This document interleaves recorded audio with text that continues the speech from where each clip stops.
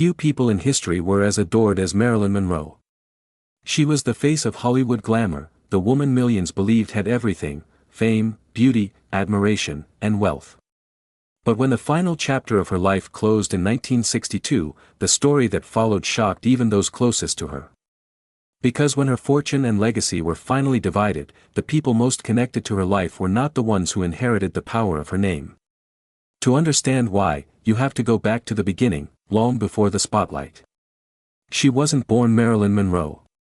She was born Norma Jean Mortensen on June 1, 1926, inside Los Angeles County Hospital.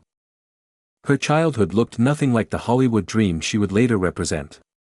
Her mother struggled with severe mental health problems and eventually suffered a breakdown in 1934, leaving young Norma Jean moving between foster homes and orphanages.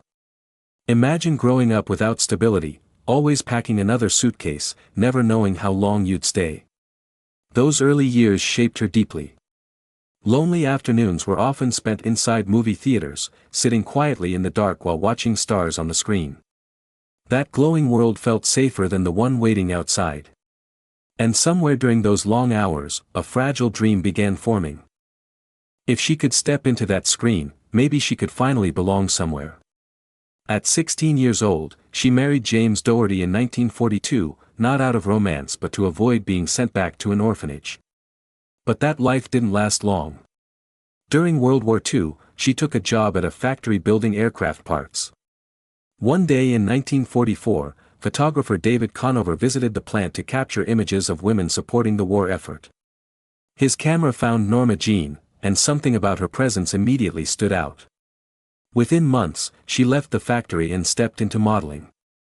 By 1946, she signed a contract with 20th Century Fox and adopted the name Marilyn Monroe. The transformation was dramatic: platinum hair, magnetic charm, and a persona that Hollywood quickly recognized as box office gold. But fame came with a price.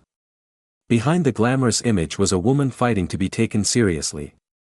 Directors often cast her as the naive blonde, the comedic beauty. Yet she pushed constantly to prove she could do more, studying acting intensely and taking dramatic roles whenever she could. At the same time, anxiety, insomnia, and intense pressure followed her everywhere. Her personal life became equally complicated. She married baseball legend Joe DiMaggio in 1954, but the marriage collapsed within 9 months as her fame grew even larger. Later she married playwright Arthur Miller, searching again for stability that always seemed just out of reach. By August 5, 1962, the world woke up to devastating news. Marilyn Monroe had died at 36 years old, her passing officially ruled a probable suicide linked to barbiturate overdose. The tragedy stunned fans across the globe. Yet an even stranger twist came afterward. At the time of her death, Marilyn's estate was worth about $800,000, roughly $7 million today. Instead of leaving the majority of her assets to family or former partners, she left much of her intellectual property and rights connected to her image to her acting mentor, Lee Strasberg. After Strasberg's death, control passed to his widow, who later auctioned Marilyn's personal belongings in 1999 for more than $13 million. Dresses, handwritten notes, private artifacts, pieces of her life sold to collectors around the world. And decades later, the image of Marilyn Monroe is still everywhere. Advertising campaigns, fashion, pop culture. More than 60 years after her death, her likeness continues to generate millions. Which leaves a haunting question. How could the most desired woman in the world spend so much of her life searching for love, yet leave behind an empire that others would control? Perhaps the answer lies in the quiet truth behind her story. Fame can make someone unforgettable to the world.